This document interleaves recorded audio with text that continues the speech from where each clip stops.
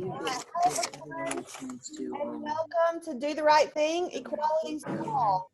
If you had planned to come to the Middle Georgia Recess today, you are in the right place. We're glad you're here.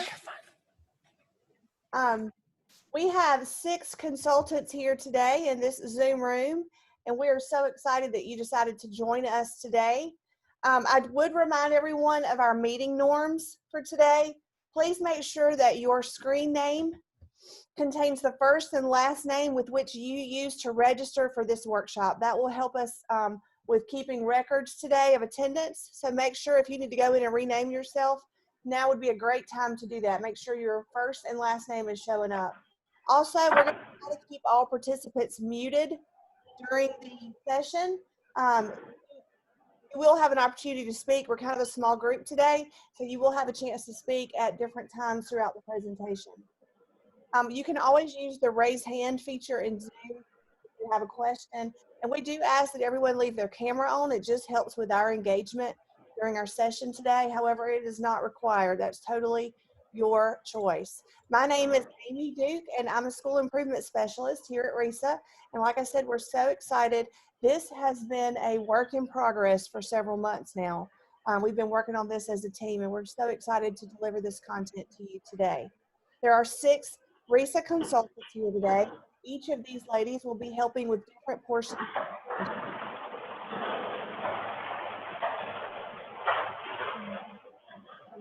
Everybody's muted. There we go. There are 6 consultants, like I said: Jane Bellflower, Jan Childs, I'm Amy Duke, Pam Knauer, Karen Mitchum, and Bonnie Tomberlin. And you're going to hear from these ladies, if y'all would wave. We're in the red shirts today, if you're looking, and we will be working together. This session is being recorded, and we will post the recording for you on our workshop webpage. The workshop webpage is a tiny URL, and it's in red on your screen. So if you've not had a chance to look at that yet, we would strongly suggest that you pull that up and bookmark it, because all of the resources for the workshop today are posted there. There's lots of links that we'll be using. They're all posted. So you may want to go ahead, tinyurl.com/rightthing2020. Yep, Jessica, your name is showing up correctly, so good job. Yeah, just for future reference, if you need to change your name, go to the participant list, and you can click the 3 dots beside it, and it should give you an opportunity to rename yourself. So, all right, so speaking of the web page, it's there in red on the screen. Be sure you bookmark that site. Everything's posted there. We are going to do our best to post links that are on that page in the chat box as we go along today. If you get lost, the web page for the workshop is your go-to place. Okay, so everything is posted there. You will need to be able today for this workshop, you'll need to be able to switch between this Zoom meeting screen and another screen on your computer, like another open tab, I guess you could say, on your computer. You don't necessarily need a separate physical screen, but you do need a browser that you can switch between the Zoom meeting and the browser. So we planned this session today to commemorate 2 important events in the history of our country. The year 2020 is unique, obviously, in its own right, with all that is going on in the world with the coronavirus and the pandemic. But this year is also the 55th anniversary of the Voting Rights Act. And it is the 100th anniversary of the 19th Amendment. Both of these pieces of legislation were instrumental in shaping our country. Recently, John Hattie of the Visible Learning Research, John Hattie said that what happened in the spring during the pandemic was not online teaching. He said that that was crisis teaching. And I think there's a lot of truth to that. In his new book, The Distance Learning Playbook, he talks about what is happening now should really be called distance learning, not online teaching, because it really requires us as teachers to flip our thinking and flip our classrooms. We want our students to take ownership of their learning and for our students to be actively engaged. And so today, during this workshop, we want to share with you some ideas for distance learning using these 2 significant events in history. We will model some strategies for using literacy centers in a virtual classroom. And if you are like many of the teachers with whom we work, You are likely doing a blended version of teaching, some face-to-face, some online. Depending on what district you're in, you may be doing completely online. Hopefully, the strategies that we're going to show you today can be adapted to either method. We hope to challenge your thinking today and stretch your technology skills. Yes, I said technology skills. Some of the tools that we use today may be familiar to you, and some may not be. Our goal was to think beyond traditional lecture and come up with ways that you can engage your students online during this period of distance learning. We believe teachers can capitalize on these two events in our history and use them to teach literacy. So whether you're a content teacher or an ELA teacher, hopefully we have some strategies that you will be able to take away and use tomorrow. We want you to be active participants in these literacy centers that we're going to share with you. Yes, we want you to be a student and experience what it's like to use that literacy center. Hope by diving in and getting your hands in the learning yourself, you will be better equipped to take these strategies and use them with your students. As I said, we hope to stretch your technology skills today. We're going to use lots of tiny URLs, which is just a URL shortener that has links. We're going to use them as tiny URLs. We're going to use Padlet and Jamboard. And we're going to go old school, and you're going to need a pen and a piece of paper. Okay, so make sure you have pen and paper ready for an activity later today. You may want to go ahead and grab those. This is a 2-hour session. We will take a short break about 1 hour into the work. But again, thank you for coming today. We're so excited, and we're going to go ahead and get started. All right. Thank you, Amy, for that introduction. I'm Jan, and I'm an ELA consultant for Middle Georgia RESA. And I wanted to tell you that we have some wonderful texts to share with you today. But the first one we're going to start with is Equality's Call. And it's written by Deborah Deason, who you may know from the Pout Pout Fish books, maybe with your own children, not with the middle school and high schoolers. And it's wonderfully illustrated by a graphic artist, Magdalena Mora. And this is her first picture book. This book has a background preface as well as an addendum that highlight voting-related amendments and legislation, as well as voting rights activists. With a 640 lexile, it has wonderful vocabulary that can span across grade levels, young and older. We're now going to share the version read by Logan Browning for the National Women's History Museum for the Brave Girls virtual story time. And you may want to jot down some key vocabulary as the book is being read. The link to this read aloud can be found on the resources slide. And again, it's for the Brave Girls virtual story time. So sit back and enjoy.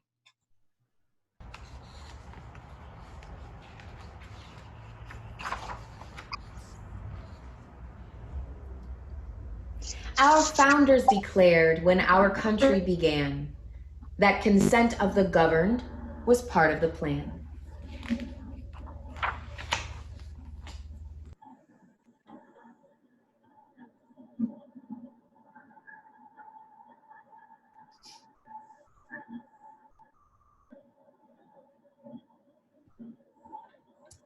Through voting, elections, and representation, the voice of the people would strengthen our nation. In fact, though, for years, this great founding ideal was extended to some and for others, not real.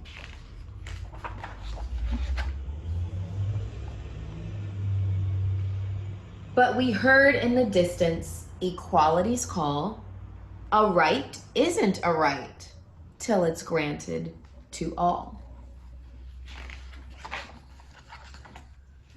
The states set the rules about who got to vote, and your gender, your race, and your wealth were of note.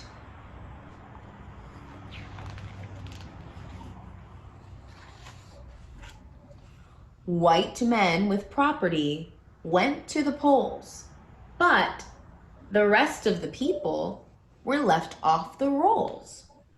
The dream of democracy wasn't yet true, There were changes to make. There was work still to do. But we heard growing clearer equality's call. A right isn't a right till it's granted to all.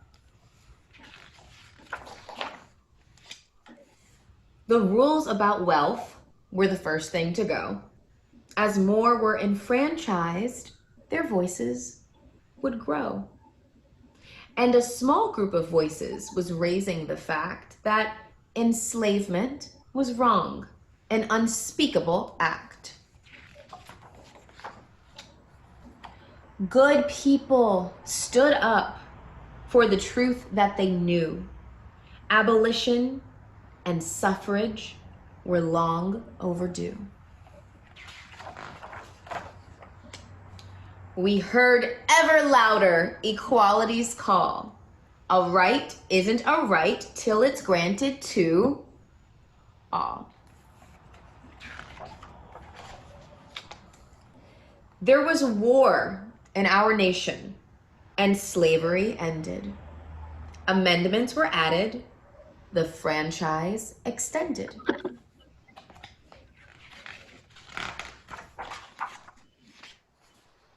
Now, more men could vote, at least, so the law said. Yet, denial through taxes and tests was widespread. And the voices of women were mostly omitted. In only some states was their voting permitted.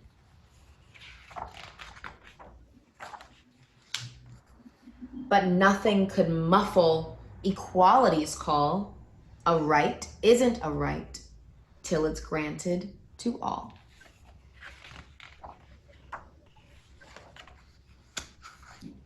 Suffragists didn't give up on the fight, and the 19th Amendment gave women the right. But voters of color still met with oppression. Their voting was hindered by brutal suppression. So we passed legislation to make voting fair, to extend and protect voters' rights everywhere.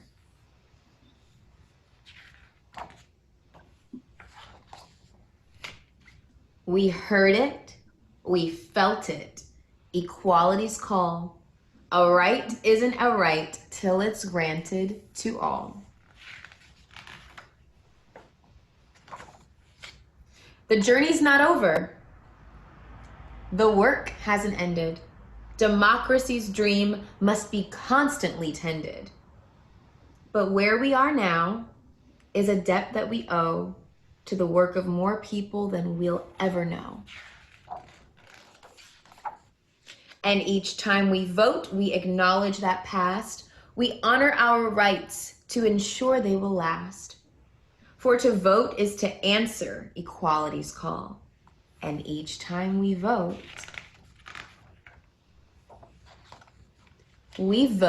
with them all. Thank you so much for spending time with me and listening to this wonderful story called Equality's Call. Awesome. I love that. And I love how she quickly gave an overview of those two important pieces, the 19th Amendment and the Voting Rights Act. The book does that in such a nice way. I'm glad that and if you read the her version is extended. It includes the preface, which is kind of lengthy and suitable for older students, and the voting rights activists that are listed in the back of the book as well. But I don't know about you, but I got about 30 vocabulary words jotted down while she was reading that would be great tools to use with your word wall and to promote academic vocabulary at Tier 2 and Tier 3. And plus, it's just a great book to use for this season at all ages. Yeah. And like you said, the vocabulary is very rich and very appropriate for 612. Very good. So we're going to switch gears just a minute and talk about why should we use literacy centers, because that's what we're going to focus on today. Right. And like Amy said, we're going to be talking about literacy centers. And you might think, well, why did we decide to focus this session on literacy centers? Well, in our opinion, literacy centers incorporate so many best literacy practices. I was first introduced to centers when I attended content literacy sessions at Columbia University Teachers College in New York City.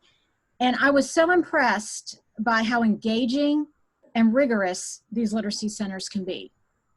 And we feel like you are really getting the biggest bang for your buck when you use these centers. And then we're going to talk just a few minutes about why we love literacy centers.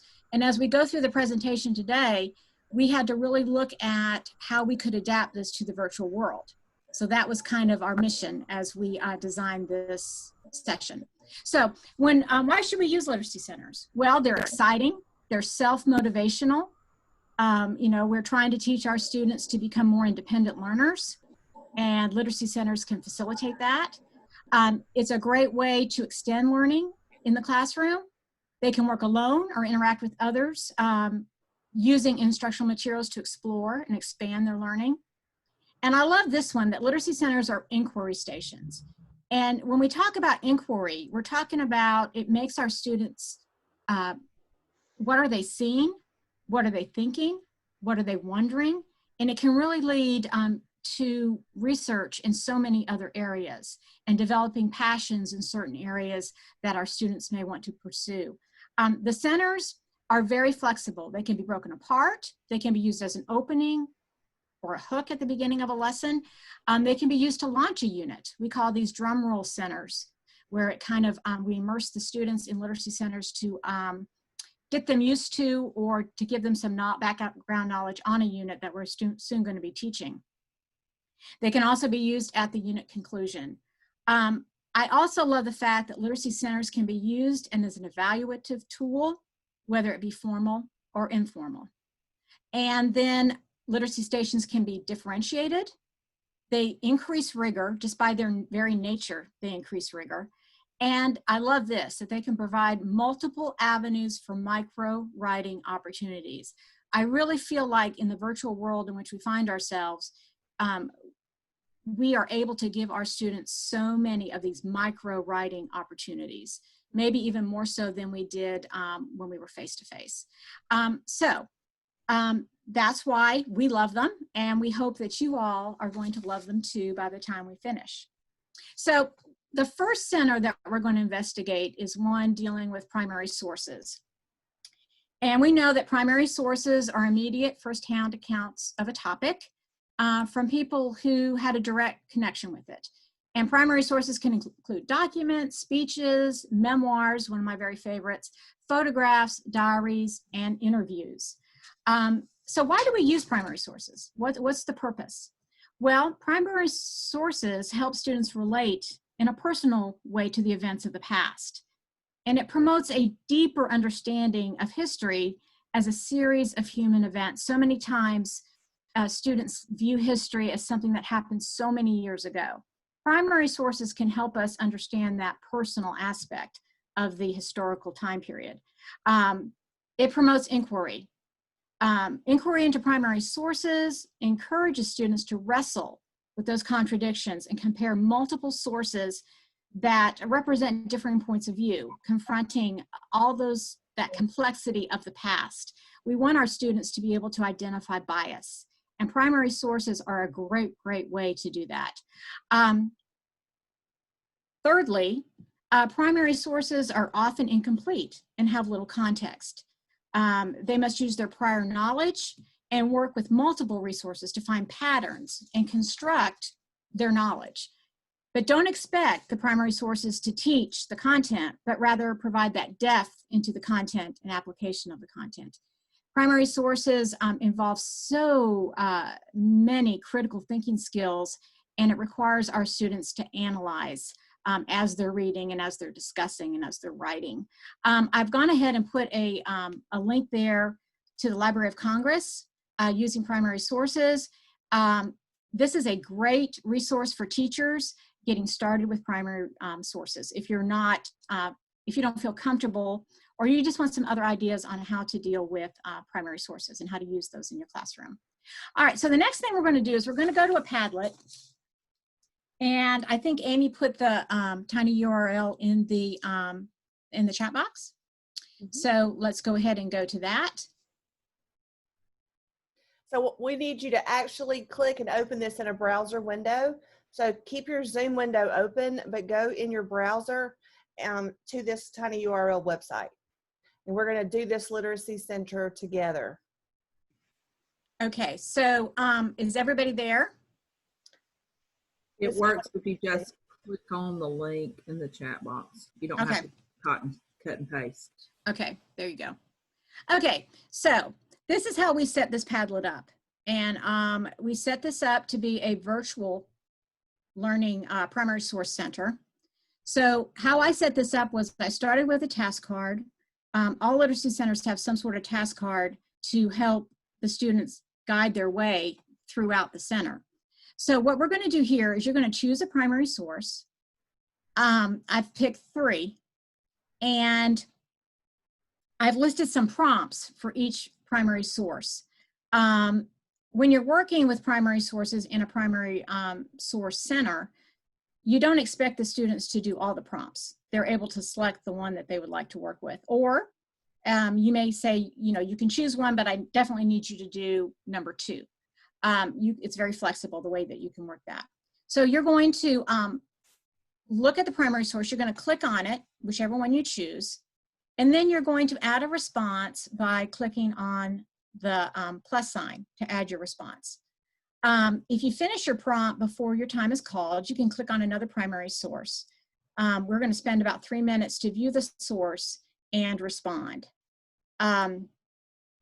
It is always an effective practice to model how to read a primary source with your students before diving into the center, whether the centers are face-to-face or virtual.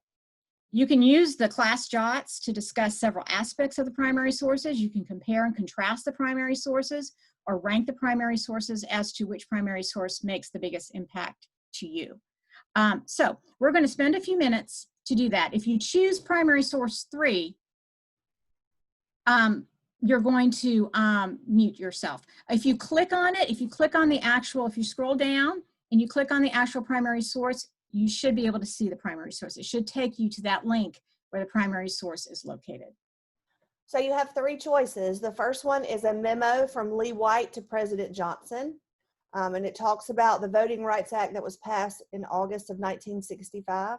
The second one is a document that has citations. It's the Georgia Association's Opposition to Women's Suffrage from 1915. And the third one is a video excerpt, Lyndon B. Johnson talking about voting rights in, it should be 1965, I think. So yes. If you will choose one of those now, we're going to set a little timer. Choose one of those, and then you can click the plus sign to add your response to it. And you should be able to see everyone's response in real time as we're typing. Okay?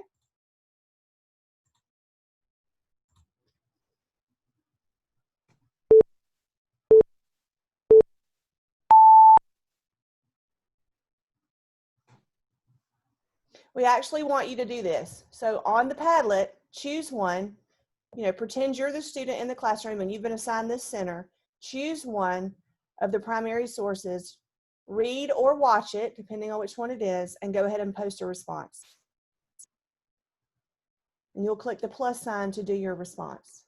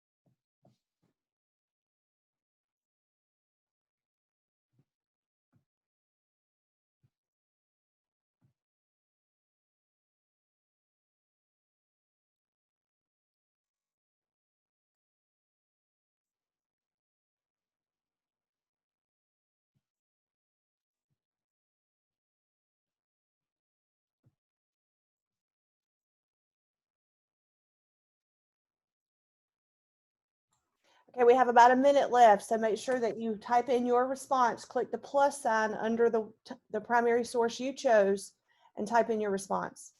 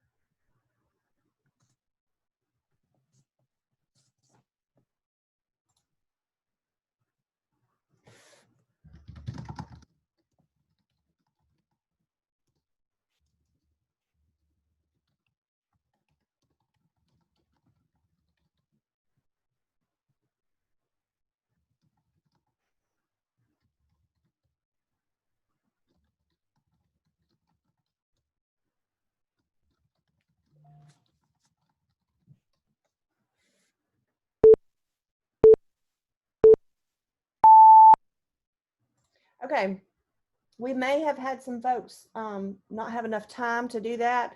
If you have a question about how to use the Padlet, turn your mic on now. Maybe we can help. I don't know if you've not used Padlet before, it does take a little skill to get used to. It's like an online bulletin board. Okay, it's a virtual bulletin board, and you as the teacher can post things there, and then your students can respond in real time to what you've posted. So we did have some responses, and you may not be able to see those unless you scroll down. See the little, each column has a little bar that you can pull and slide down. So it looks like we had one response to primary source 1, one response to primary source 2, and then one for 3. So I'm hoping that you could kind of see how you could use this with your students. It was not difficult to create the Padlet. It kind of guides you through as far as inserting a link. And what I did is I just inserted a link that went directly to Docs Teach at the archives. So I was able to upload that and insert it directly. And I just want to point something out, Pam. You're looking at my screen, hopefully, and you can see where this little box pops up at the top and it says Padlet updated elsewhere. Right. If you click the update button, it will refresh it. So as people post on it, then it's asking me to refresh it. Do you see that? So that's what, don't think it's an error message or anything. Right. And as I go through now, I'm scrolling down and lots of really good comments. And you can kind of see how and what I love about the Padlet is it engages all students. It's a way when you're working, especially in the virtual world, sometimes it's hard to make sure everybody's engaged. And I think this is a great way to engage students. And they can see what their classmates are writing, and they can input, they can write back to them like, wow, I didn't realize that either. And so I think it's a great way to engage kids, and it's a great way to look at primary sources. So I enjoyed making it, and I think these are 3 great primary sources that you could use with your students discussing voting rights. And you can also set it, for those that are not familiar with Padlet, you can set it to be anonymous, or you can set it to be named, or you can set it for them to choose to be anonymous or named. So there's a lot of protection and safety in this particular tool. Right. All right, any questions about the Padlet activity? Yes, lots of great responses. Thanks, Monica. Great responses and thoughts posted there. Yeah, there were some more added if you pull down, and you can see, and I think some people did need a little bit more time to get to where to read or listen to the source and then gather their thoughts. Yeah. Oh, look at this one right here. Look at this one right here. I love this. I love this. Sometimes we don't realize our students know or don't have it. Echoing for some reason. I'm not sure. There we go. There we go. Lots of states had these. So that's hard to believe. But we did. Yeah. Yeah. Yeah, we've got an echo. It's better now, I think. Okay. All right. All righty, we're going to go back. Let me get my annotation tools off of here and clear those off. I just used, how did you do that? I just used the annotation tools in Zoom to do that. Okay, so our next activity is also dealing with primary sources, and Karen Mitchum is going to tell us about it. You have to unmute yourself, Karen. Okay. Well, thank you, Pam, and hi, everyone. On this slide, you see the tinyurl.com/do-right-jam. When I do these tiny URLs, invariably, the first time I type them in, I forget that /. So tinyurl.com/do-right-jam. So type that in first. Or you can just go to the chat box and click the link that I just posted. Oh, that's right. Good, good, good. Okay. And then it should come up like this. Now, turn your camera on if you can. Give us a, have you used Jamboard before? Raise your hand if you've used Jamboard. No, I'm seeing head shaking, no. No, okay. So we may need to take just a minute and explain Jamboard to you. Okay? Well, I have it in my script, Amy. All right, very good. And so y'all be ready to ask questions, but let's see if this helps you. First, I wanted to ask you a question. What is it at the bottom of the C that twitches? Anybody know? It's a nervous wreck. And I imagine many of you feel like that in this virtual world of students in class as well as teaching virtually.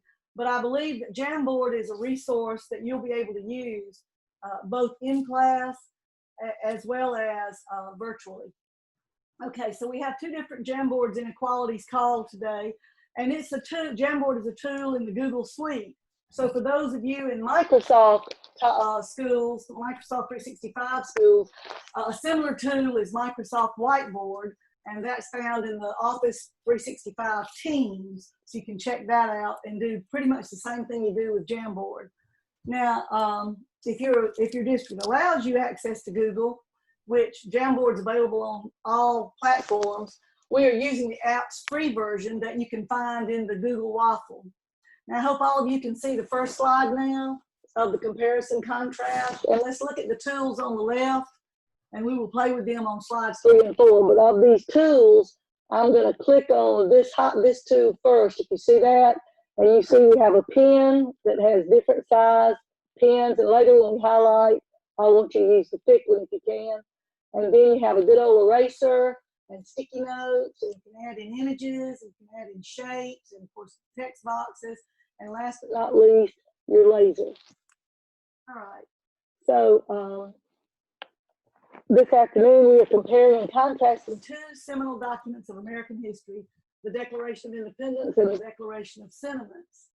And hopefully through comparison and contrast, not hopefully, this is just research based, students can increase their comfort with and success in understanding complex material, unfamiliar concepts, and domain-specific, content-specific vocabulary. Okay, so if you will, go to the next slide. And so you're going to have to move the slide yourself, okay? Oh, yes. Not from my screen. You're going to need to, because everybody's pulled up the Jamboard. So make sure you're looking at your Jamboard. And the cool thing about Jamboard is that you can collaborate with your students. So we are all on the same Jamboard, and we can all type, we can all drag things, we can all write things. Okay, so you need to make sure you're on your Jamboard. Sometimes it's really easy to get confused and think that you can click on the screen that I'm sharing with you, but you can't. You can only work on your Jamboard that you pulled up. I hope that makes sense. Right, right. And that's why you got to do teacher-led preparation before you use Jamboard. If you're not going to do you can save it as a PDF and use what you created on your Jamboard in the teacher prep part of getting them ready for the norms and things. And they can just see yours as an exemplar. And then when you actually have a Jamboard they're going to interact on, at that point in time, they should be ready to participate respectfully, as it were. Or you can always have fun with it the first time and then do one that's more seriously motivated like this one is. So first of all, let's look at this double bubble. We know that graphic organizers are one of the most effective ways for students to visualize and see and organize their content. And so the double bubble is the one that's so much better than the Venn diagram could ever be. So I want everybody to put away your Venn diagrams. They really don't teach students how to compare and contrast. The double bubble does, and you see how it's structured. Okay, so let's go up there to the top center and go to the next frame. On this next frame, you see the excerpts of the two documents. And in a minute, I'm going to ask you to highlight any similarities or differences that you can see and use one color for the similarities you see and one color for the differences that you see. And notice at the bottom of the slide, I have the prompt because we want our learning intentions to be clear. And our learning intention is that they would be able to understand the similarities and differences in any document that we're using, in any documents we're comparing. But our success criteria will be based on this prompt. Using these two excerpts, write an essay that compares and contrasts their similarities and differences. Okay, so take a minute and go over to your pen and read silently. I'm going to give you a minute and a half. Okay, before we do that, wait just a second. So is everybody on the Jamboard? Can you see it on the screen? If you, I don't want to go too fast. So I'm showing it on the screen right now, but you have to also pull it up. You have to click that link in the chat box. And it looks like we have 7 people on the Jamboard, and there are 16 people in this meeting. So we need 16 people to be on the Jamboard. So if you're confused, take a deep breath. We're stretching your technology skills today. Go to the link that's in the chat box. Click on the tinyurl.com, do right jam. And then you're going to have to scroll through the slides, okay? Because you have full access. We're up to 11, Amy. Okay, good. It's up at the center top above the Jamboard. You'll see 7 slides. You just click them. Okay.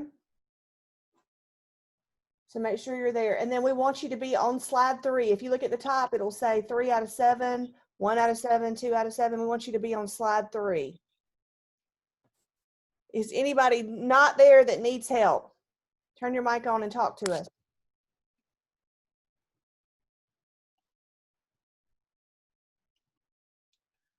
Hello. You have 6 that are not on. We want you to be able to use this with your students.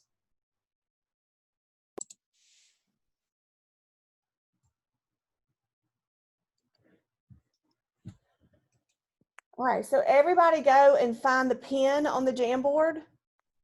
I didn't see my name where you were just doing it, but I did switch from my phone to my computer. Is it showing that I'm on the right spot? Yeah, if you're outside of our domain, it's going to show you as anonymous. So you're probably one of these anonymous. Oh, okay. Well, I'm here. Okay, and if you're using your phone for this session, you may not be able to use Jamboard.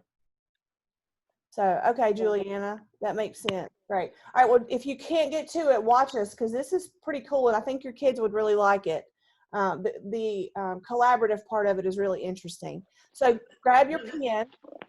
Well, and do the color. You've got a choice of 6 colors, but you choose. Yeah, somebody's already great. So you can download the Jamboard app on your phone. They have both Android and iOS apps. Yeah. Now, if I don't like what Jan Childs is doing, for example, and I'm the teacher, I can go over here and I can erase what she just did. Nope, that's not a good one. Let's erase that one. And I'm not saying it's not a good one. I'm just showing you how you could use this. Do you see? And you can erase things. Anybody, I think, can erase anyone. And our minute and a half is up for this particular page. Does everybody understand how you would have a comparison contrast up on the panel for them to see if you were in person in class? But if you're not in person and they have Google Chromebooks or laptops or whatever at home, they can pull it up and see. Right. Right. And we're getting comments that a few people are on their phones, and that's completely fine. But we just wanted you to know about how to use Jamboard. And so people are underlining, highlighting similarities and differences between the two. And then you could use this. Now, you could also duplicate this slide and make a copy for each student. And you could have your students do this individually. Right. Instead of all of us being on here at once, underlining and highlighting, you could have each individual student do that. All right. And then when we return to life together, I can easily see a collaborative group of 2 pairs or 3s or 4s working on documents like this. Or virtually, I guess you could have a group working together as long as they can talk, maybe on their phones while they're on their laptops. Okay, I have a gear spinning, so Amy, let's see. Okay, there we are. All right, so go to the next slide, slide 4. And on slide 4, there's your double bubble thinking map again. And I did these Similarities and differences in same colors because of today. We really don't have much time to read it carefully and then to write our own and all of that. And in a teacher-led prep of doing Jamboards, this might be a good idea. But what you really want to do is have, if you do these in advance, first time out or second time out, getting them trained on using the double bubble, just do all the sticky notes. What I've used are sticky notes, and you can move them. Do them all in the same color, so they won't automatically say, oh, the differences are all one color and the similarities. So why don't you try reading some of these and placing them, those of you that are on laptops, and putting them in the right location. Is it a similarity between the 2 documents or a difference between the 2? So go ahead and drag the sticky notes and place them where you think they go on the double bubble map. You just click on the sticky note and drag it.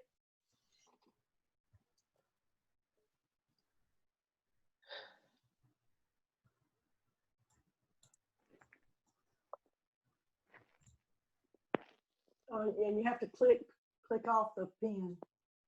Click on the arrow to select over on the left-hand column.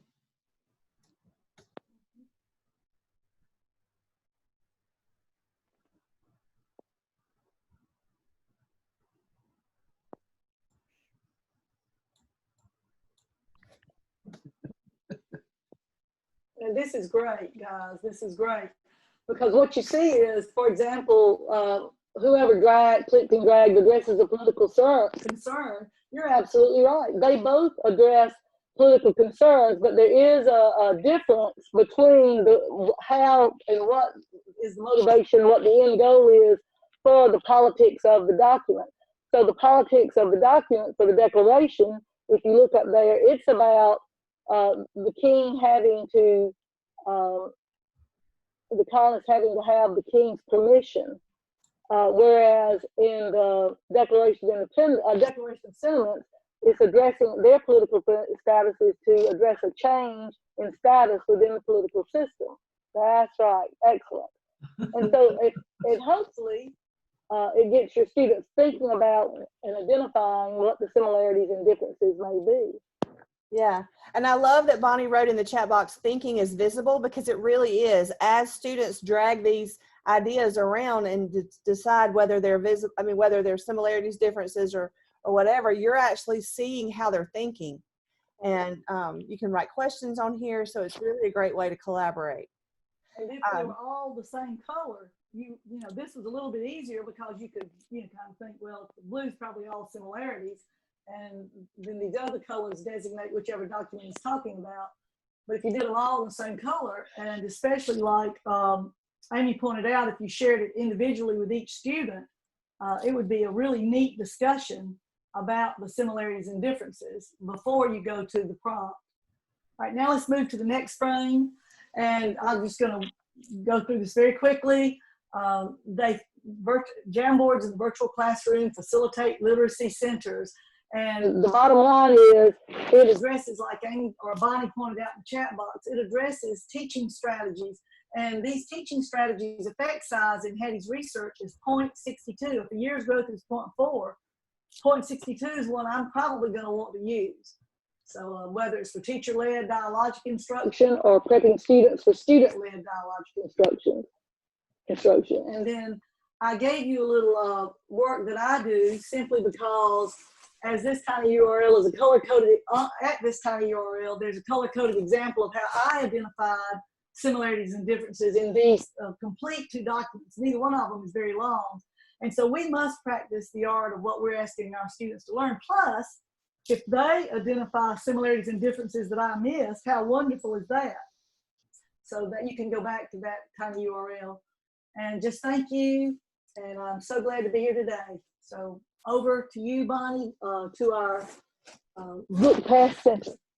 Any questions about this activity? You can put them in the chat box. You can turn your mic on and ask. Any questions? Again, I love that it's a collaborative tool that Google has offered.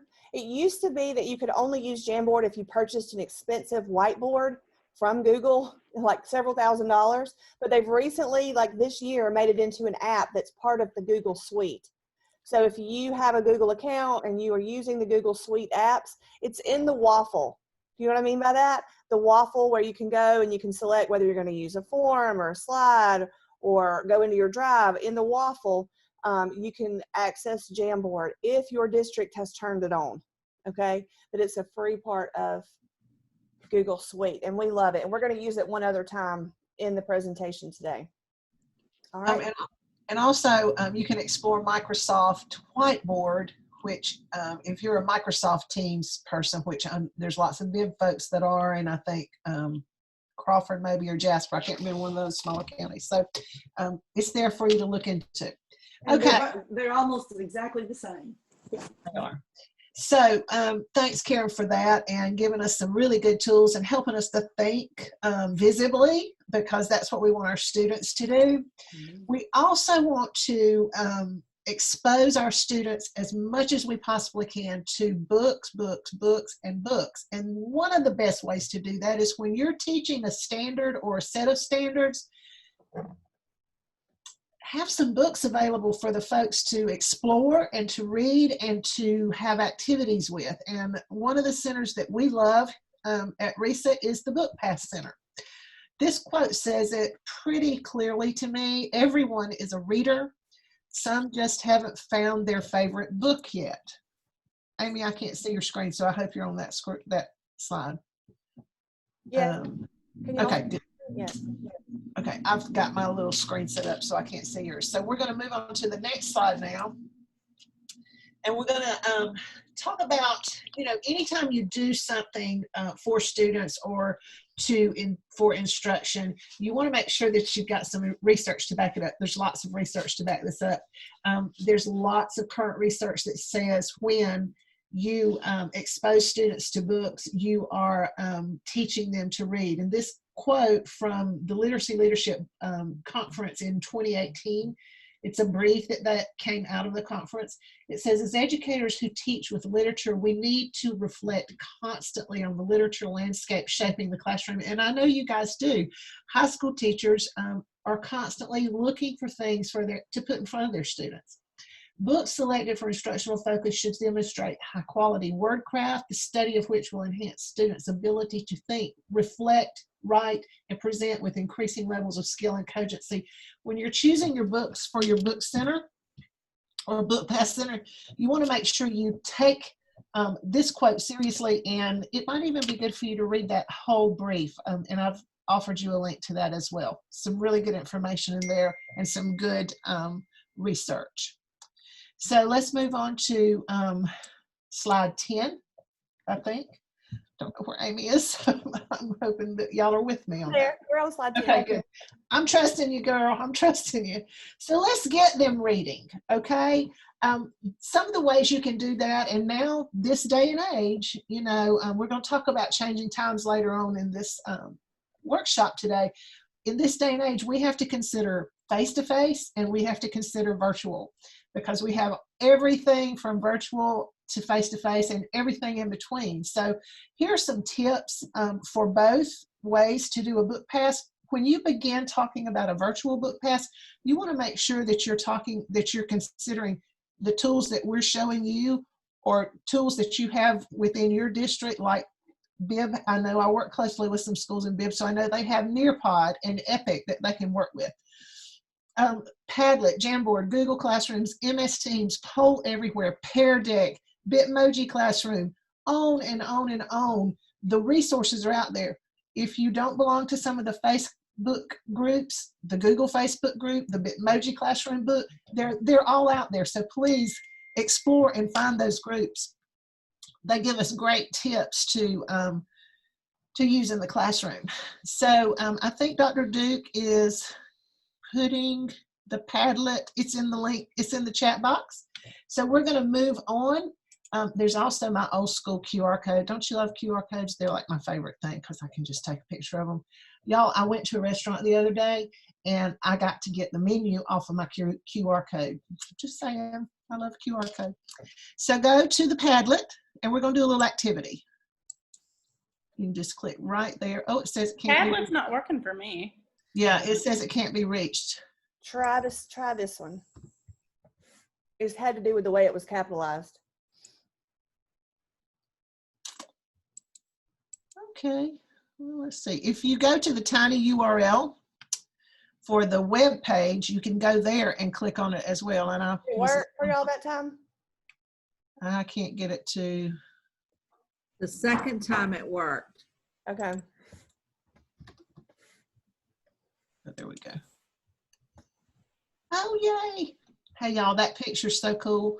I'm old enough to have remembered all of this. Sorry, I'm that old. And some of these pictures just bring back some really poignant memories of my life as a child while all of this was moving on, and we were moving forward with progress and things like that. So, okay, so Pam Canower talked about the task card. The task card is something that you'll always want to put in your center, no matter if it's live or if it's virtual or if it's asynchronous. Make sure that task card is there because that is what they're going to depend on to use their centers. So in this center today, you're going to choose, it says choose 2 to 3 books, but we're going to ask you to choose just 2. We want you to click on the links. The links are live, the little pink writing up there, and you can listen to or read the review. There's a couple of them that you can listen to the review or read it, or you can listen to a portion of the book. The whole book is there. Please don't listen to the whole book because some of them are very long. Just listen to a snippet enough to get a thought. And when you get a thought, you can either jot it down and save it for a little bit later, or you can go ahead and click on the plus underneath the column and put your thought there, just the way you did in Ms. Canower's activity earlier. Now, I want to give you a couple of ways that you can use those jot thoughts. They're not just thoughts that you can talk about. They are a treasure of things that you can do: writing activities, discussion activities, small group activities, cooperative learning activities. There's a plethora of things you can do once you get these students to put their anonymous thoughts on this Padlet. So some of the things that I just thought and pretended in my pretend mind classroom is have a discussion about the book. That's an easy one. Organize the jots to begin to write an essay. So you take all these and treat them like sticky notes and you put them into like categories, and then that becomes the basis for your paragraphs for your essay. Choose 2 or 3 of the more insightful jots to use as writing prompts, which then you are showcasing your students' work, and that engages students so many times more than us giving the prompts that we've made. Distribute the jots and have a fishbowl discussion, or use the jots to have a small group discussion and generate 1 paragraph of the essay. Then you can put the essay together after the small groups have done their work. So I'm going to give you 5 minutes. Dr. Duke, if you will put the timer up to listen, then we're going to come back and have 5 minutes to share. So be ready to share. I want to hear from all of you. You seem a little quiet. It's tired time today. So you've got 5 minutes to listen. Make sure you've muted your microphone.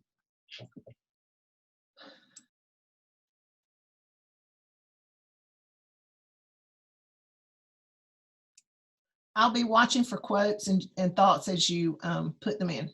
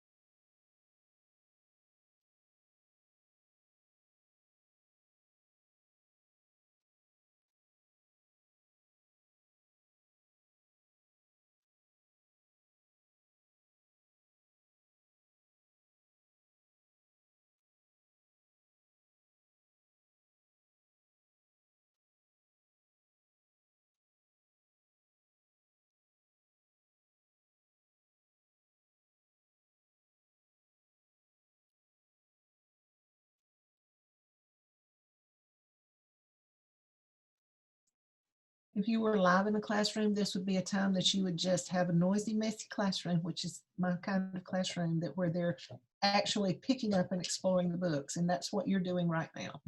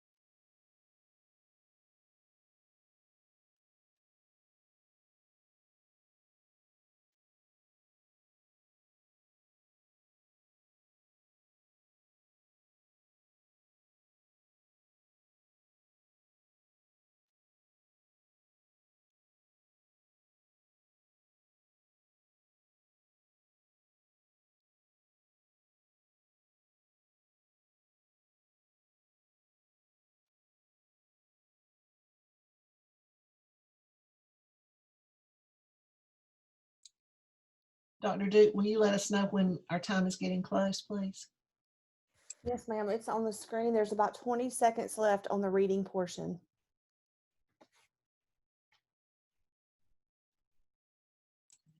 You guys that are writing some great thoughts down, be prepared to share why you wrote those thoughts. We're just going to do a brief discussion. 5 minutes will be plenty of time. So, Ms. Cumberland, do you want them to have another 5 minutes to write now? They're not going to write. We're just going to talk about our thoughts. This will just be one of the ways that they could use this.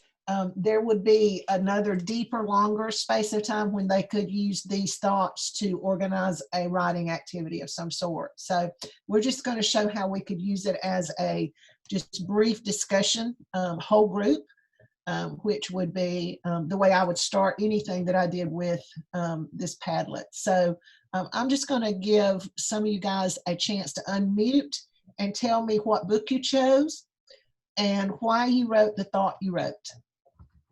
Ready, set, go.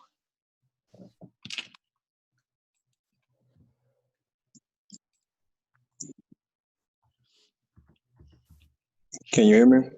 We can. Thank you so much. Oh, no problem. I listened to the Fannie Lou portion, and it was it explained a lot and talked a lot about what she went through and all the perseverance that it took her to get to where she needed to be as far as voting rights and just an advocate for that. But deeper, I would say, or you even ask questions to students, why was it so important in that time period for that to happen? Or why did this person, being her obviously, choose to be the person to lead the way in that type of in that world, that that environment that was you currently had at that time. So I really enjoyed that. Good, good. Also, I'd like to make a connection because we hear so much about Rosa Parks.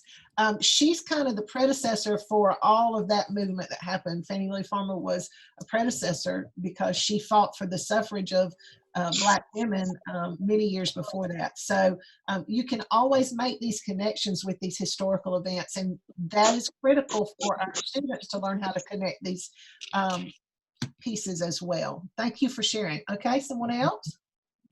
I did the same one, and I just wanted to build on what Benitez had shared about the Voice of Freedom. I did not know her until I got the book, but I wanted to share with those of you who haven't seen it. It's set up in essays, so that it's almost like chapters, but it's essays that you could read separately.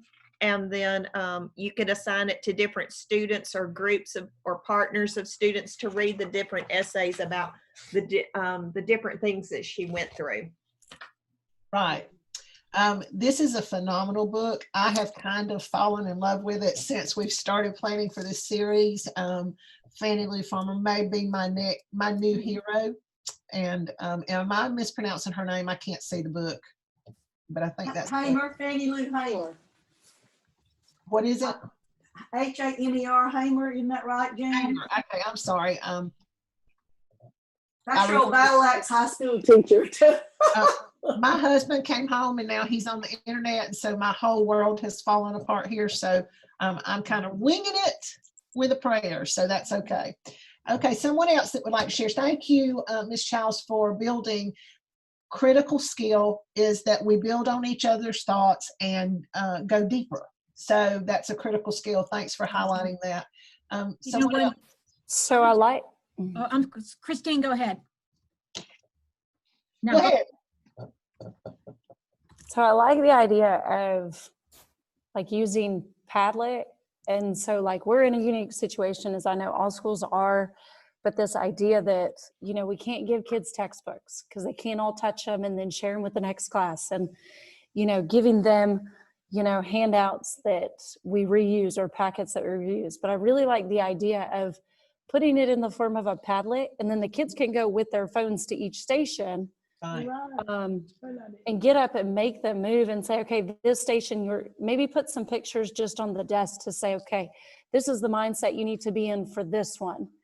And maybe pictures of, because I did the one because they marched, maybe at that group of desks, it's pictures of just marchers or those marching. And then another one might be these pictures of Fannie Lou Hamer and what she did. And then when they get there, okay, that's the one you're going to read the essay or read the book or listen to the audio and then put your thoughts down. And I like the idea of being able to use that to work around all of the restrictions that we're under when we can't do the things we would normally do.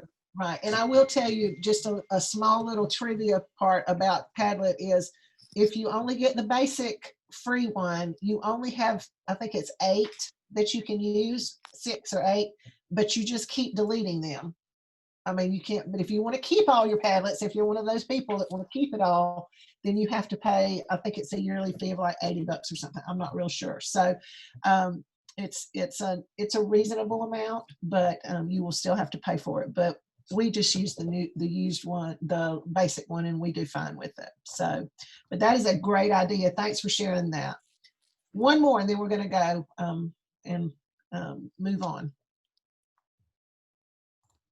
I was just going to say to Bonnie too, not only is this giving more depth to some content and introducing us to people that we may not be familiar with, but it's a great way in ELA to illustrate author's craft. So you're kind of, 2 birds with 1 stone there. You know what I mean? You're showing them different ways that authors write, but you're also letting them dive into the content. So I think these books are very, very appropriate to use at the high school level. Yes. And, you know, hopefully high school teachers will see that benefit. Yes, and the benefits are abundant when you use an exercise or an activity like this, because you can go in many, many ways. You can cover writing standards, you can cover social studies standards, you can cover it with this one activity, and you can dive deep, deep, deep with some higher level thinking. So think about, I'm glad that some of you are already thinking about how you can use this. So this will be available for a while for you to model after. So thanks for all of your participation. It's been a great little activity, and we're on to, I think, Miss Childs who's next? Bellflower, Miss Bellflower. Okay, Miss Bellflower, I'm sorry. Before we go on, Jessica, were you able to get in? I shared. Yes, I did see where you published it and it let me get in now. Thank you. Okay, yeah, if you'd like to follow, anyone would like to follow along with the presentation, you can go to that tiny URL, Right Thing 2020, and access all of the resources, the presentation, everything is there. And Jessica was having a hard time getting into it. There was something about the settings, and so I think it's fixed now, but try that and see. All right, Miss Bellflower? Ready. All right.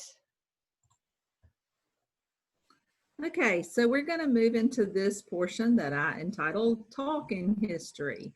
And as you can see from the screen, this is about quotes. And when we're doing this face-to-face, when we've done this face-to-face, we've called this the quotation station. So if you hear me refer to that, that is what I'm talking about.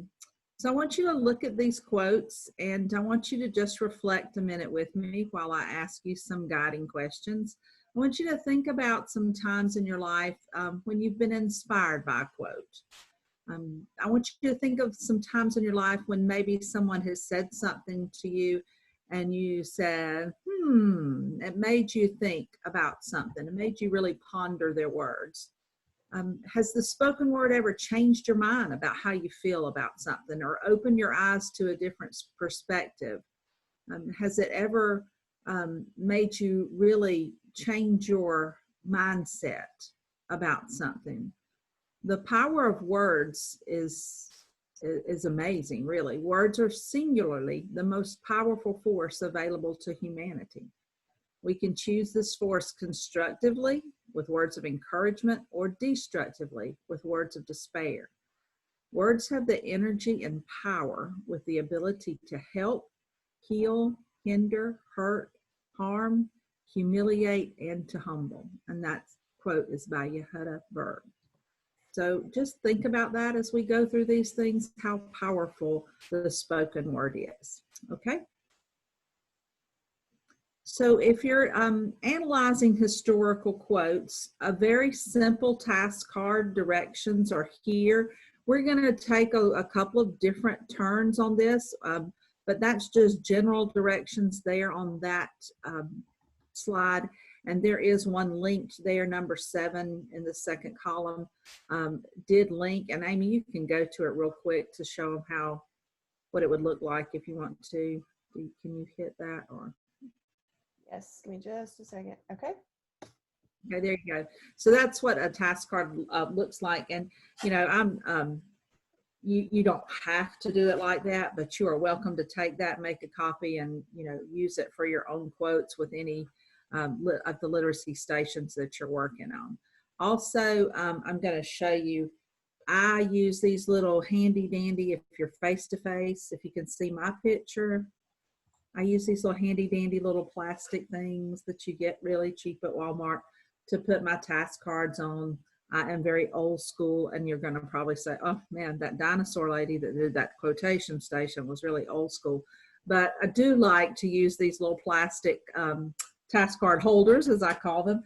Also, another little old school trick too, if you are doing these face-to-face, taking notes, and you have some notes for each station. And we've done this before too. So there you go. Just had to put a plug in for the old school face-to-face because I see the benefit in both, honestly. So, all right, well, we'll go ahead and get started. And today we have, when you're able to be face-to-face and work in small group, this quotation station is great, but we have taken it to another level. And it does lend itself to studying some amazing quotes and analyzing quotes from history and historical figures. It allows children time to respond and to share their thoughts or their opinions in a risk-free environment. You get to some deep conversation once they've done these, and they go deeper each time. And by the end of the year, if you start these at the beginning with your literacy centers, you're really going to get into some deep conversation with them. So we've adapted these quotation station tasks in several virtual ways that we're going to showcase with you today. So this first one, we're going to use guiding questions to analyze this quote. This is going to be on a Padlet, and I'm going to ask Monica if she wouldn't mind just reading this quote to us. This is by Dorothy Day, who was an American journalist and social activist. Hey, sure, Jane, I'd love to. The quote is, "People say, what is the sense of our small effort?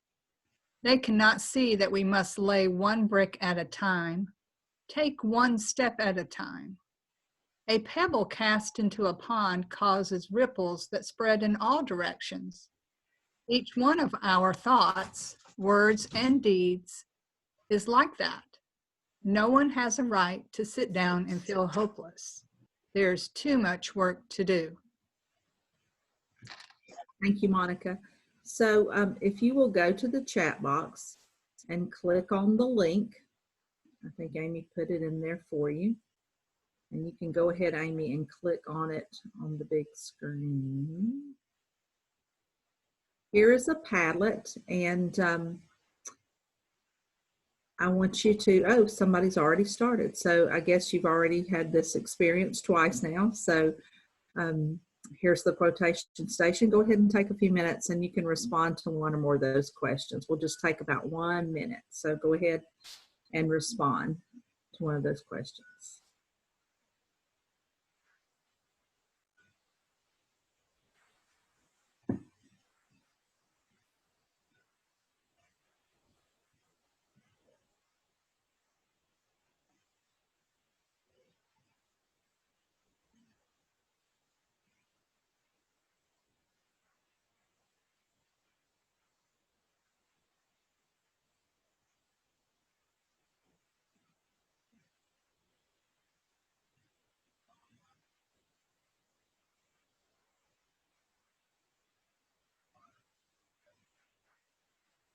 Thank you so much. I love seeing your ideas pop up on the screen. I hope you can see what a benefit this would be for children. And I know I'm one of those that would hang back and I would read first what people were saying and then, you know, decide, maybe I agree or disagree and put my quote in there. So this is one too that, you know, your children can respond to just a few or all of the questions.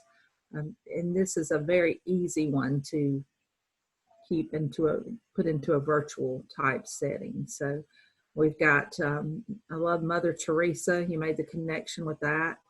And I agree, the ripples are something that we will never be able to plan for. Absolutely. The smallest gesture can make an impact. Reminds me of the starfish story. No time to sit still. There's too much work to be done. Oh, I love it. My mother. Many hands make light work. I can hear my mother saying that too. Oh, this is just very touching my heart. I don't know about you guys. It's making me want to cry almost. Okay. The main idea is that change does not happen quickly. It takes time. If any change will be made, it must be made deliberately and methodically. Right. It's just change is a marathon, not a race. Absolutely. Boy, this is really, really has a lot of meaning in this day and age that we're living in right now. Okay, thank you so much. I hate to leave this, but we're going to go ahead and move on. I appreciate you participating. Our next quote is from Lucretia Mott, and she was a women's rights activist and social reformer. So Monica, if you would take a minute and read that for us, please. Oh, Monica, you're muted. Uh-oh. Sorry, I had a puppy dog that was scratching.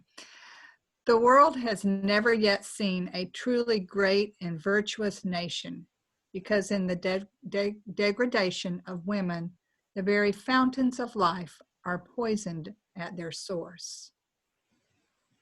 Okay. You have a link in the chat box there. And Amy, if you will go ahead and pull that one up. This is simply a Google Doc, and this is for say it in your own words, which is another piece of the quotation station. So you can go and click on any of those spaces. Up to 100 people can type on a Google Doc at one time. And so you can go ahead and put what that means to you. Just say that in your own words, her little Lucretia's quote.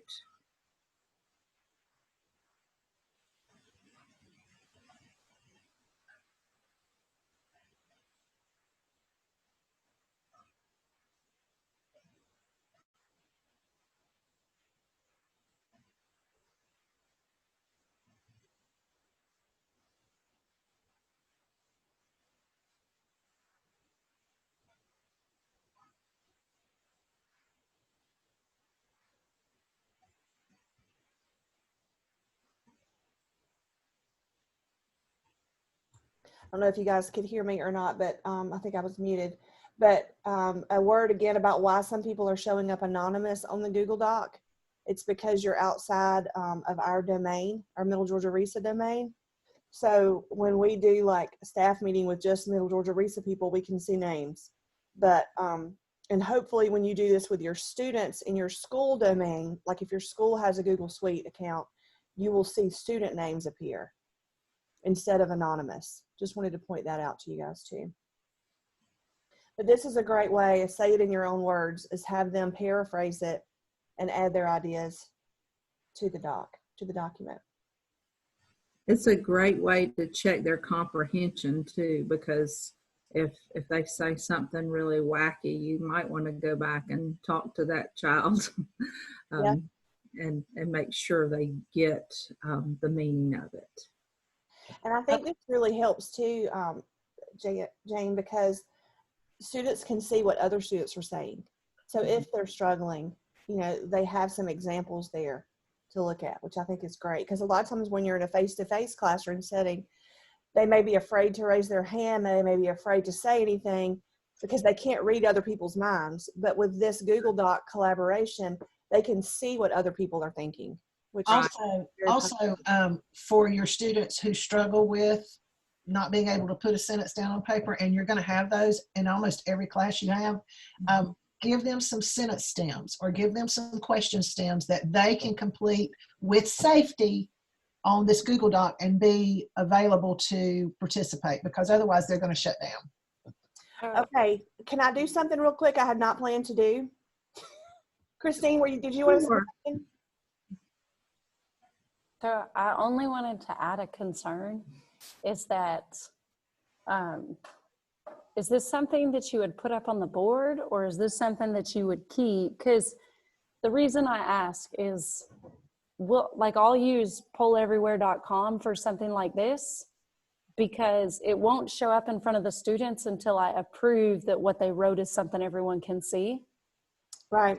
And so, I love this idea because we use it in my master's classes all the time with my professors, and I love that they would do it because we're all adults. But I would worry with the high school kids. Yeah. You're not the first person to say that, and my advice would be treat it as if as any other discipline situation, and have it built into your classroom management system. If you have a kid that is not behaving, not doing what he or she is supposed to do, handle that as if you would any other classroom disruption. That's what I would say. What I was going to show really quickly, if was somebody going to speak, Juliana? I was just going to say, I've used Padlet before, and one of the things you can do is just approve the post before they come in. So you can kind of monitor it. You can moderate it that way. Yeah, yeah. Well, thank all of y'all for behaving and not putting anything really ugly up there. I appreciate that. I just want to take 30 seconds because I just thought of something, and I think this will be great to add to this.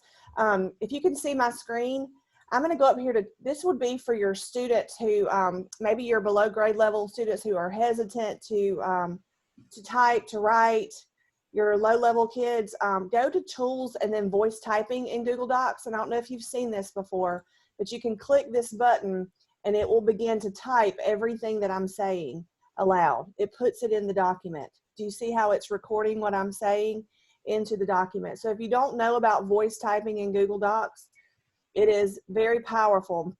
And, you know, we've all had, you know, I was a high school English teacher, and we all had kids that say, I don't know what to write.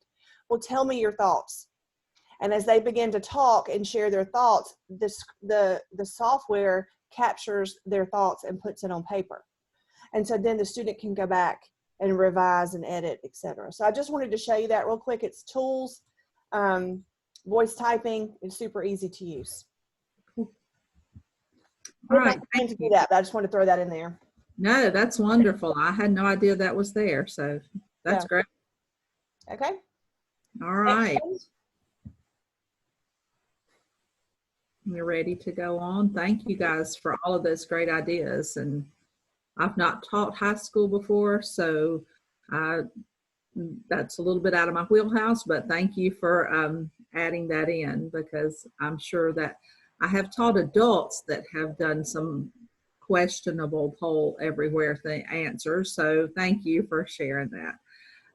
So this is our last quote that we're going to do for this section. And we're going to try a virtual turn and talk. So if you will, just take a look. I put names up in the top right-hand corner. I'm not sure if everybody is here. I'm hoping you guys are. If there's anybody that doesn't see their name listed at the top with a partner, if you would just put that in the chat box so we can assign you a partner really quick. But what we're going to do is take a look at this quote by Susan B. Anthony. I'm sure most of you know who she is, associated with women's rights. And if you will just take a look at the guiding questions, the central idea, the theme of the quote, agree or disagree, who might say something similar. These are the same questions that we have used before, but we're just going to do this like in a private chat mode. So you would go to the chat box if you've not done this before, click on the chat and take a look, and it will say to, and instead of everybody, you hit the drop down box and find your partner's name there. And you can respond to one of these questions. We won't take a lot of time to do this, but just if you would just respond to one of those questions, that would be a great thing to do. So, okay, Monica, if you would read the quote to us. Yes. Okay. It was we, the people, not we, the white male citizens, nor yet we, the male citizens, but we, the whole people who formed the Union. And we formed it not to give blessings of liberty, but to secure them, not to the half of ourselves and the half of our posterity, but to the whole people. Okay, thank you, Monica. This will stay up on the screen, so if you will just take a look at the top right-hand corner, make sure you know who your partner is. Does anybody have any issues? If you will, post in the chat box, or you can unmute and just ask us, and just privately chat. Take a minute and just answer one or more of those questions.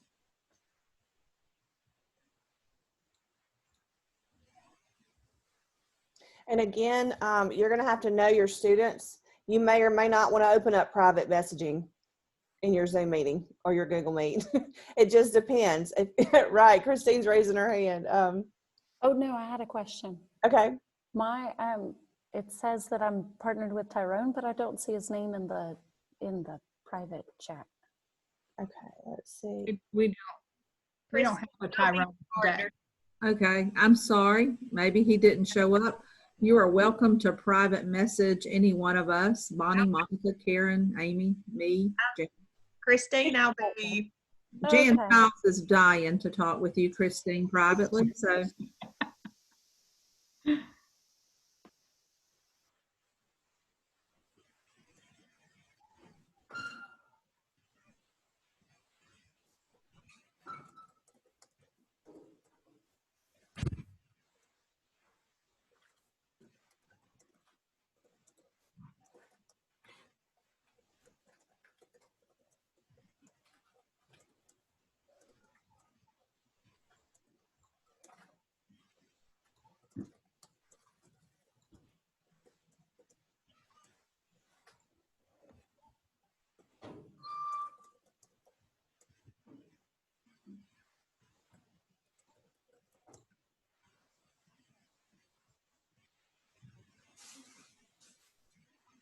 And while you guys are chatting privately, I'm assuming it's okay if we don't take a break because we're running kind of behind.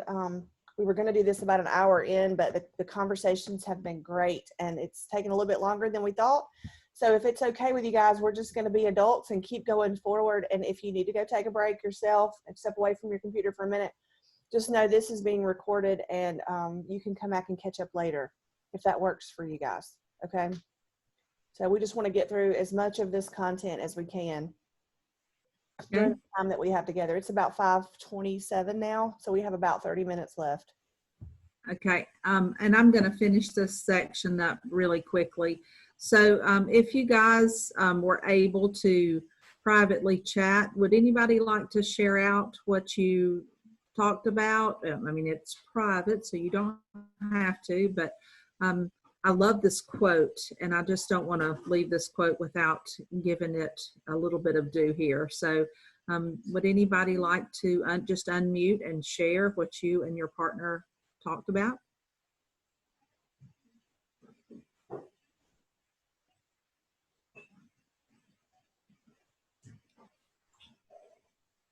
Don't be shy. Who wants to talk? I'm going to pull a popsicle stick and call the name. Hi. So me and my partner just kind of talked about how we agreed with the quote. We the people is an all-encompassing sort of statement. It's includes everyone, regardless of race, gender, or orientation. And so it's very fitting that, you know, for the civil rights movement, that they noticed that was written within the document and attacked that specifically. Great. Thank you for sharing, Benjamin. I appreciate that. And I hope you guys will go back and be able to use some of these quotes in your own classroom. So I'm going to leave this section with the quote that I started with.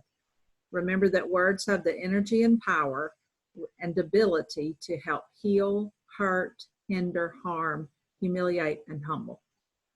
So thank you so much for your engagement with this section, and we will pass it to Jan Childs, and we'll go from talking history to picturing history. All right. So we are skipping over our little break, so we'll just power on through. And the reason we think it's so important for using pictures has to do with how much we visualize things that happen to us in our own history and how we pull up those memories, and then how our human memory is so phenomenal. So I'm going to share with you a little research very quickly about the use of images. Research suggests that a striking characteristic of human memory is that pictures are remembered better than words. And we know that's true, but when we hear it, we're like, oh yeah, that is so true. Humans have a remarkable ability to remember pictures. It was shown several decades ago that people can remember more than 2,000 pictures with at least 90% accuracy in recognition tests over a period of several days, even with short presentation times during learning. This excellent memory for pictures consistently exceeds our ability to remember words. One theory of the superior picture memory is that pictures automatically engage multiple representations and associations with other knowledge about the world, thus encouraging a more elaborate encoding than occurs with words. So additionally, studies have suggested that images coupled with text produce 65% more memory than text without images. And visuals also process 60,000 times faster in the brain than text. So to employ this phenomenal asset in our brain, our next station is called the photo pass, or for today, it will be picturing history. And through this station, we will help demonstrate to students how photographs provide a window to our past. We need to think about how learners can critically observe and reflect and question photographs from a specific time period, and they can capture their thoughts and grow and share their ideas. And we need to teach them too that photographers have different purposes, as well as what they understand about authors' purpose. So think about the purposes that photographers have: to hold a memory, to influence or promote, to inform or advertise, to persuade, to entertain, to create an emotional response, to send a cultural or social message, or to provoke a response or a move to take on some kind of action. So all these images that we can share with our students can be looked at through the lens of close reading, just like a text. And so if you'll just advance the slide, just one more, Amy, before we go into the other one. So when you're analyzing historical photos, we want to think about their usefulness in the study of history. What do they add to our study? What are the weaknesses? What would the photograph play in documenting the events? And then what are some guiding questions that we might share with our students? So this station is adaptable to in-school, whole group, or small group work, as well as virtual learning. And so while we have included slides that you can print out for the in-class setting, we will be using a Jamboard to respond during our session today.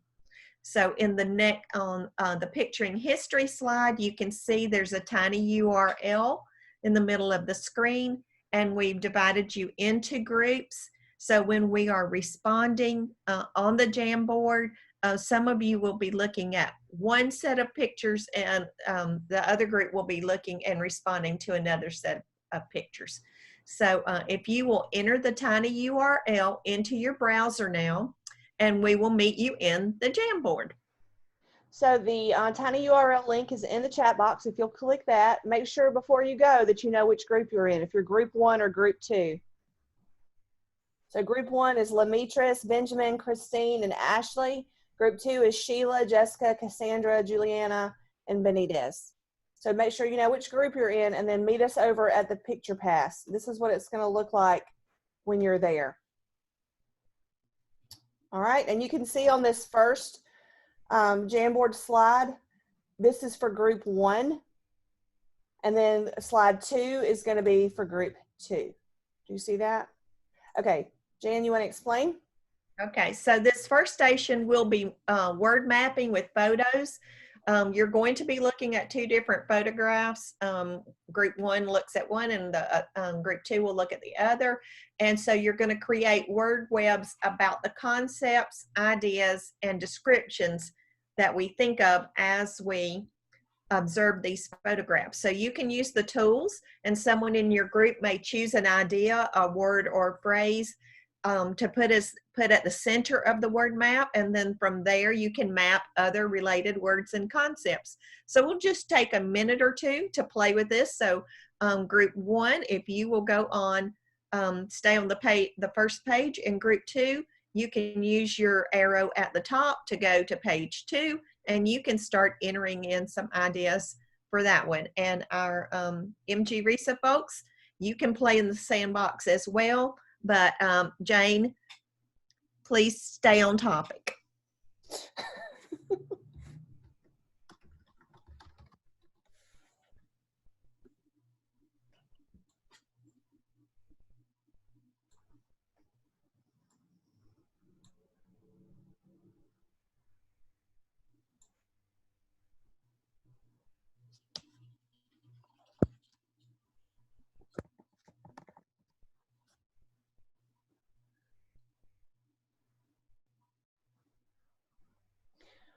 We just want you to see how this would work with your students. Again, their learning should be visible. Their thinking should be visible. You should see as they type in, you know, what they're thinking. You should see that as other students are typing, they may drag their word or phrase over to another portion of the word map, you know. So for the sake of time, we can't spend a lot of time on this today. We just want to kind of model it for you to be able to see. And so you could have more slides and you could have more groups. You could make it more complex for certain groups. You could have strategic groups. There's really a lot of options here of what you could do with your students in terms of differentiating. And once they work on this either individually or collaboratively, they can take these different headings and use this to support their writing about the topic. Yes. And with this one too, you want to think about how you could introduce this when you're studying that period of history, or when you want to compare to different time periods that may have some similarities in what was going on at the time. So we're going to move on now to the third slide. So if you'll advance your screens at your home to the third slide, this one's going to be on speech bubbles with photos. And your students may be able to add these ideas into a chat box, or in the classroom, they may place Post-its onto the photos, demonstrating the thinking and speaking of the characters. But for the purpose of what we're sharing today, you'll be using the Jamboard to move the speech bubble near a person you choose to talk, and then you can enter the text box with your idea about what these people might be saying or thinking during this event. I apologize for the crazy dog in the background. Okay. Yeah. So again, this is for group 1 is slide 3. If you're in group 2, we want you to go over to slide 4. Okay. And you can drag these speech bubbles around. Okay. And the way that we created this, just so you know, I just went on and I went over here to the add images on the left side and just did a search for speech bubbles and found some that had a transparent background and put them on the screen. Okay. And then students can just move those around wherever they want them to be. Okay. Thanks, Amy. My husband got locked out of the house. No problem at all. That's why the dog was going crazy. I love that. I really don't want to arrest this woman. Somebody do a speech bubble on the lady that's being arrested. What do you think she's thinking? I just wanted to vote. Yeah, that's a good one. So again, the thinking is visible, right? You can see what your students are, how they're processing this. You know, after you've taught about suffrage, you've talked about it in class, you've introduced it to them, showing them pictures like this and having them think through it could really be a formative assessment, even if you wanted it to be, you know? Right.